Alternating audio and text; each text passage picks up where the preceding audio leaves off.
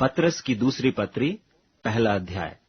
शमौन पतरस की ओर से, जो यीशु मसीह का दास और प्रेरित है, उन लोगों के नाम जिन्होंने हमारे परमेश्वर और उद्धारकर्ता यीशु मसीह की धार्मिकता से हमारा सा बहुमूल्य विश्वास प्राप्त किया है, परमेश्वर के और हमारे प्रभु यीशु की पहचान के द्वारा अनुग्रह और शांति तुम में बहुतायत से बढ़ती जाए, क्योंकि उसके ईश्वरीय सामर्थ ने सब कुछ जो जीवन और भक्ति से संबंध रखता है हमें उसी की पहचान के द्वारा दिया है, जिसने हमें अपनी ही महिमा और सद्गुण के अनुसार बुलाया है, जिनके द्वारा उसने हमें बहुमूल्य और बहुत ही बड़ी प्रतिज्ञाएं दी हैं, ताकि इनके द्वारा तुम उस सड़ाहट से छूटकर जो संसार में बुरी अभिलाषाओं से होती है, ईश्वरी स्वभाव के संभागी हो जाओ।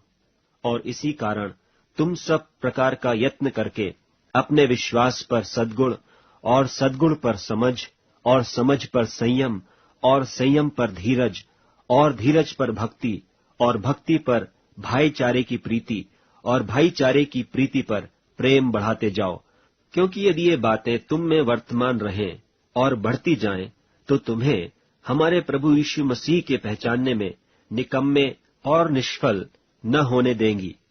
और जिसमें ये बातें नहीं, वह अंधा है और धुंधला देखता है और अपने पूर्वकाली पापों से धुलकर शुद्ध होने को भूल बैठा है। इस कारण हे भाइयों, अपने बुलाए जाने और चुन लिए जाने को सिद्ध करने का भली भांति यत्न करते जाओ, क्योंकि यदि ऐसा करोगे तो कभी भी ठोकर न खाओगे, वरन इस रीति से तुम हमारे प्रभु और उद्धारकर्ता यीशु मसीह के अनंत राज्य में बड़े आदर के साथ प्रवेश करने पाओगे।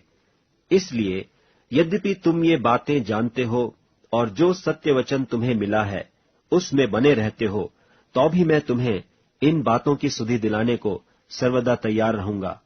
और मैं यह अपने लिए उचित समझता हूं कि जब तक मैं इस डेरे में हूं, तब तक तुम्हें सुधि दिला दिलाकर उभारता रहूं, क्योंकि यह जानता हूं कि मसीह के वचन के अनुसार मेरे डेरे के गिराए जाने का समय शीघ्र आने वाला है। इसलिए मैं ऐसा यत्न करूंगा कि मेरे कूच करने के बाद तुम इन सब बातों को सर्वदा स्मरण कर सको, क्योंकि जब हमने तुम्हें अपने प्रभु यीशु मसीह की सामर्थ का और आगमन का समाचार दिया था, तो वह चतुराई से गढ़ी हुई कहानियों का अनुकरण नहीं किया था, वरन हमने आप ही उसके प्रताप को देखा था कि उसने परमेश्वर पिता से आदर और महिमा पाई, जब उस प्रतापमय महिमा में से यह वाणी आई कि यह मेरा प्रिय पुत्र है, जिससे मैं प्रसन्न हूं। और जब हम उसके साथ पवित्र पहाड़ पर थे, तो स्वर्ग से यही वाणी आते सुना, और हमारे पास जो भविष्यद्वक्ताओं का वचन है वह इस घटना से दृढ़ ठहरा। और तुम यह अच्छा करते हो जो यह समझकर उस पर ध्यान करते हो कि वह एक दिया है जो अंधियारे स्थान में उस समय तक प्रकाश देता रहता है जब तक कि पौ न फटे और भोर का तारा तुम्हारे हृदयों में न चमक उठे। पर पहले यह जान लो कि पवित्र शास्त्र की कोई भी भविष्यवाणी किसी के अपने ही विचारधारा के आधार पर पूर्ण नहीं होती, क्योंकि कोई भी भविष्यवाणी मनुष्य की इच्छा से कभी नहीं हुई, पर भक्त जन पवित्र आत्मा के द्वारा उभारे जाकर परमेश्वर की ओर से बोलते थे।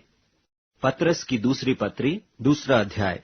और जिस प्रकार उन लोगों में झूठे भविष्यद्वक्ता थे, उसी प्रकार तुम में भी झूठे उपदेशक होंगे, जो नाश करने वाले पाखंड का उद्घाटन छिप छिप कर करेंगे और उस स्वामी का जिसने उन्हें मोल लिया है इनकार करेंगे और अपने आप को शीघ्र विनाश में डाल देंगे।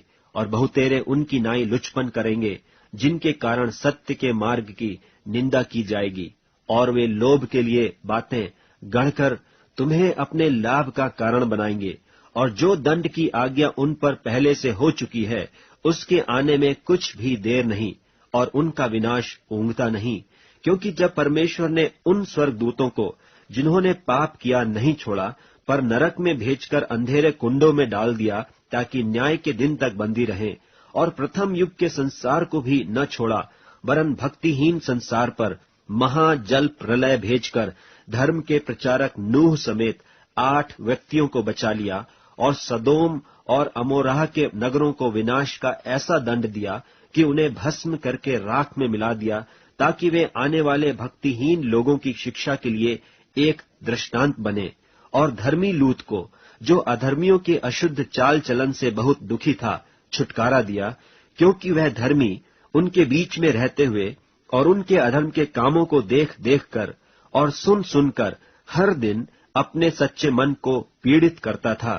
तो प्रभु भक्तों को परीक्षा में से निकाल लेना और अधर्मियों को न्याय के दिन तक दंड की दशा में रखना भी जानता है। निज करके उन्हें, जो अशुद्ध अभिलाषाओं के पीछे शरीर के अनुसार चलते और प्रभुता को तुच्छ जानते हैं, वे ढीठ और हठी हैं और ऊंचे पद वालों को बुरा भला कहने से नहीं डरते। तो भी स्वर्गदूत, जो शक्ति और सामर्थ में उनसे बड़े हैं, प्रभु के सामने उन्हें बुरा भला कहकर दोष नहीं लगाते। पर ये लोग निर्बुद्धि पशुओं ही के तुल्य हैं, जो पकड़े जाने और नाश होने के लिए उत्पन्न हुए हैं, और जिन बातों को जानते ही नहीं, उनके विषय में औरों को बुरा भला कहते हैं। वे अपनी सड़ाहट में आप ही सड़ जाएंगे। औरों का बुरा करने के बदले उन्हीं का बुरा होगा। उन्हें दिन दोपहर सुख विलास करना भला लगता है। यह कलंक और दोष है। जब वे तुम्हारे साथ खाते पीते हैं, तो अपनी ओर से प्रेम भोज करके भोग विलास करते हैं। उनकी आंखों में व्यभिचारिणी बसी हुई है और वे पाप किए बिना रुक नहीं सकते। वे चंचल मन वालों को फुसला लेते हैं। उनके मन को लोभ का अभ्यास हो गया है। वे संताप के संतान हैं। वे सीधे मार्ग को छोड़कर भटक गए हैं और बओर के पुत्र बिलाम के मार्ग पर हो लिए हैं, जिसने अधर्म की मजदूरी को प्रिय जाना, पर उसके अपराध के विषय में उलाहना दिया गया। यहाँ तक कि अबोल गदही ने मनुष्य की बोली से उस भविष्यद्वक्ता को उसके बावलेपन से रोका। ये लोग अंधे कुएं और आंधी के उड़ाए हुए बादल हैं। उनके लिए अनंत अंधकार ठहराया गया है। वे व्यर्थ घमंड की बातें कर करके लुच्चपन के कामों के द्वारा उन लोगों को शारीरिक अभिलाषाओं में फंसा लेते हैं, जो भटके हुओं में से अभी निकल ही रहे हैं। वे उन्हें स्वतंत्र होने की प्रतिज्ञा तो देते हैं, पर आप ही सड़ाहट के दास हैं, क्योंकि जो व्यक्ति जिससे हार गया है, वह उसका दास बन जाता है। और जब वे प्रभु और उद्धारकर्ता यीशु मसीह की पहचान के द्वारा संसार की नाना प्रकार की अशुद्धता से बच निकले और फिर उनमें फंसकर हार गए, तो उनकी पिछली दशा पहली से भी बुरी हो गई है, क्योंकि धर्म के मार्ग का न जानना ही उनके लिए इससे भला होता कि उसे जानकर उस पवित्र आज्ञा से फिर जाते जो उन्हें सौंपी गई थी। उन पर यह कहावत ठीक बैठती है कि कुत्ता अपनी छांट की ओर और धोई हुई सुअरनी कीचड़ में लौटने के लिए फिर चली जाती है। पतरस की दूसरी पत्री, 3 अध्याय। हे प्रियो, अब मैं तुम्हें यह दूसरी पत्री लिखता हूँ और दोनों में सुधि दिलाकर तुम्हारे शुद्ध मन को उभारता हूँ कि तुम उन बातों को जो पवित्र भविष्यद्वक्ताओं ने पहले से कही हैं और प्रभु और उद्धारकर्ता की उस आज्ञा को स्मरण करो जो तुम्हारे प्रेरितों के द्वारा दी गई थी। और यह पहले जान लो कि अंतिम दिनों में हंसी ठट्टा करने वाले आएंगे, जो अपनी ही अभिलाषाओं के अनुसार चलेंगे और कहेंगे, उसके आने की प्रतिज्ञा कहाँ गई? क्योंकि जब से बाप दादे सो गए हैं, सब कुछ वैसा ही है जैसा सृष्टि के आरंभ से था। वे तो जान बूझकर यह भूल गए कि परमेश्वर के वचन के द्वारा से आकाश प्राचीन काल से वर्तमान है और पृथ्वी भी जल में से बनी और जल में स्थिर है। इन्हीं के द्वारा उस युग का जगत जल में डूबकर नाश हो गया। पर वर्तमान काल के आकाश और पृथ्वी उसी वचन के द्वारा इसलिए रखे हैं कि जलाए जाएं, और वह भक्तिहीन मनुष्यों के न्याय और नाश होने के दिन तक ऐसे ही रखे रहेंगे। हे प्रियो, यह एक बात तुमसे छिपी न रहे कि प्रभु के यहाँ एक दिन 1000 वर्ष के बराबर है और 1000 वर्ष एक दिन के बराबर हैं।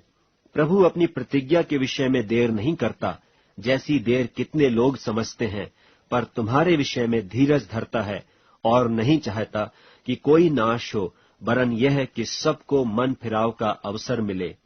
परंतु प्रभु का दिन चोर की नाई आ जाएगा, उस दिन आकाश बड़ी हड़हड़ाहट के शब्द से जाता रहेगा और तत्व बहुत ही तप्त होकर पिघल जाएंगे और पृथ्वी और उस पर के काम जल जाएंगे। सो जबकि ये सब वस्तुएं इस रीति से पिघलने वाली हैं, तो तुम्हें पवित्र चाल चलन और भक्ति में कैसे मनुष्य होना चाहिए और परमेश्वर के उस दिन की बाट किस रीति से जोहना चाहिए और उसके जल्द आने के लिए कैसा यत्न करना चाहिए, जिसके कारण आकाश आग से पिघल जाएंगे और आकाश के गण बहुत ही तप्त होकर गल जाएंगे। पर उसकी प्रतिज्ञा के अनुसार हम एक नए आकाश और नई पृथ्वी की आस देखते हैं, जिनमें धार्मिकता वास करेगी। इसलिए हे प्रियो, जबकि तुम इन बातों की आस देखते हो, तो यत्न करो कि तुम शांति से उसके सामने निष्कलंक और निर्दोष ठहरो और हमारे प्रभु के धीरज को उद्धार समझो, जैसे हमारे प्रिय भाई पौलुस ने भी उस ज्ञान के अनुसार जो उसे मिला तुम्हें लिखा है। वैसे ही उसने अपनी सब पत्रियों में भी इन बातों की चर्चा की है, जिनमें कितनी बातें ऐसी हैं जिनका समझना कठिन है और अनपढ़ और चंचल लोग उनके अर्थों को भी पवित्र शास्त्र की और बातों की नाई खींच तान कर अपने ही नाश का कारण बनाते हैं। इसलिए हे प्रियो, तुम लोग पहले ही से इन बातों को जानकर चौकस रहो, ताकि अधर्मियों के भ्रम में फंसकर अपनी स्थिरता को हाथ से कहीं खो न दो, पर हमारे प्रभु और उद्धारकर्ता यीशु मसीह के अनुग्रह और पहचान में बढ़ते जाओ। उसी की महिमा अब भी हो और युगानुयुग होती रहे। आमीन।